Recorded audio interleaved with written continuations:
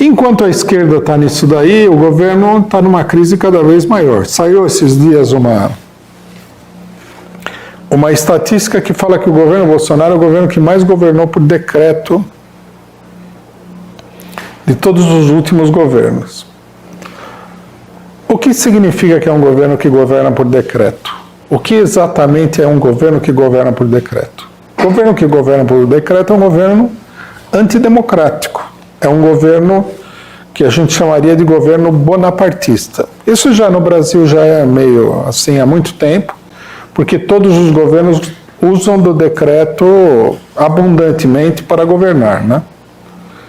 Mas mostra assim, é uma ditadura. O cidadão lá, ele vai impondo uma política à revelia dos organismos representativos, porque os supostos representantes do povo, os representantes do povo, digamos assim, que é o Congresso Nacional, não aprova as medidas dele. Então, como os deputados e senadores não aprovam as medidas dele, ele vai por decreto. Logicamente que o jogo é bem mais complicado, mas acontece isso. Agora, você tem um governo que acabou de ser eleito, que governa por decreto, é uma crise muito grande. É uma contradição, inclusive, muito difícil de sustentar. Sem falar que é uma ameaça geral aos direitos da população. Porque o cidadão se comporta quase como se ele fosse um rei, né? Ele aplica um decreto e tchau. O Bolsonaro tem aplicado aí inúmeros decretos. Depois o Congresso vai, como é que se diz?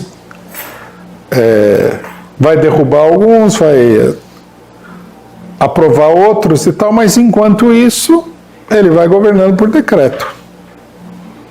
E assim por diante. Então, nós temos um governo numa crise total.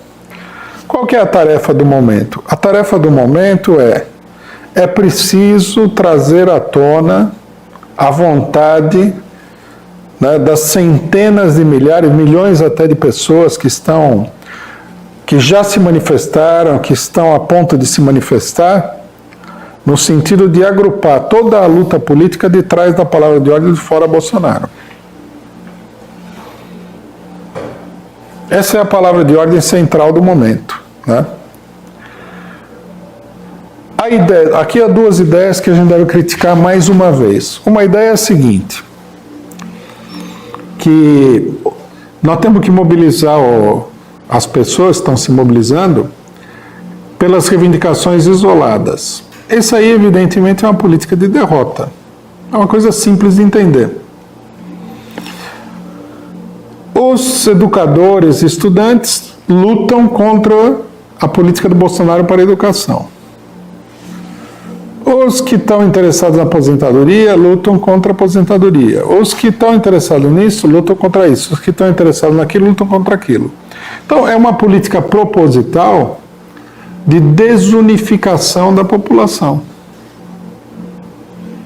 Você vai lá e luta por isso. Você vai lá e luta por aquilo. Então, por exemplo, tem a privatização do Correio e tem a privatização da Petrobras. Os petroleiros lutam contra a privatização da Petrobras, os do Correio lutam contra a privatização do Correio. E tem a privatização e destruição da universidade. Então, os estudantes e professores lutam contra a privatização da universidade. É uma política que, mais ou menos, é assim. Cada grupinho defende o seu interesse isoladamente, separadamente. Todos estão lutando contra a mesma entidade, que é o governo. O governo está atacando inúmeros setores da população ao mesmo tempo.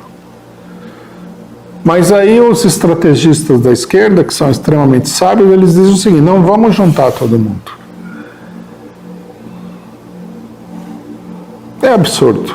Não faz sentido nenhum isso daí. É como se você fosse fazer uma greve na categoria dos metalúrgicos e falasse: vamos fazer a greve, primeiro entra aquela fábrica lá, vê se derrota, né, a unidade patronal. Aí a fábrica vai lá sozinha, aqueles operários da fábrica, a fábrica tem, vamos supor, 500 operários, são derrotados pelos patrões que estão unificados para derrotar aquela greve. Daí agora entra essa outra fábrica em greve. pensa assim? Né? Que tipo de pensamento político que é esse? Não faz sentido nenhum.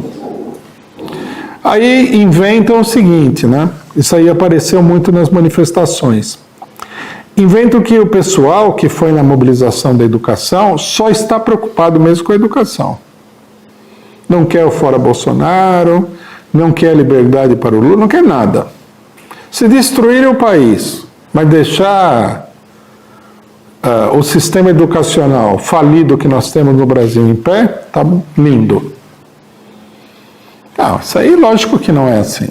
É um conto para boi dormir isso daí. É uma história para boi dormir.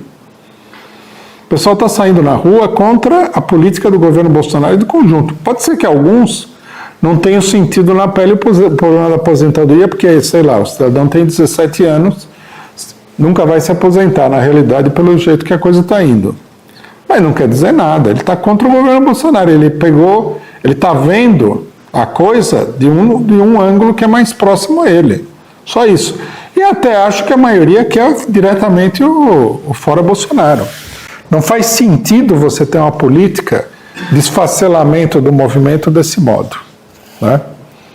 Então, nós precisamos de uma palavra de ordem que una o pessoal do Correio, o pessoal da Petrobras, as universidades, as escolas particulares, as escolas públicas secundárias, o pessoal que luta por isso, por aquilo, o pessoal da cultura, o pessoal o pessoal dos metalúrgicos da antiga e destruída Embraer e assim por diante, junto todo mundo num movimento único.